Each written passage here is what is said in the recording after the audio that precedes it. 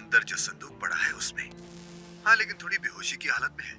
अगर बात करें बुरी खबर की तो आसिया की रगों में एक जहर दौड़ रहा है। अगले 2 घंटों में अगर वो अपनी बीवी को हॉस्पिटल लेकर नहीं पहुंचे तो वो मर जाएगी, और ये भी चांस है कि तुम्हारा बच्चा भी मर जाए। लेकिन उसका कातिल मैं नहीं होऊंगा मुस्तफा।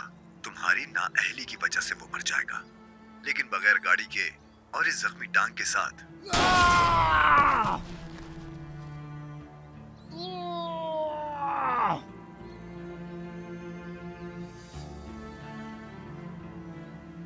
ना ही पास कोई टेलीफोन है कि किसी को मदद के लिए बुला सको।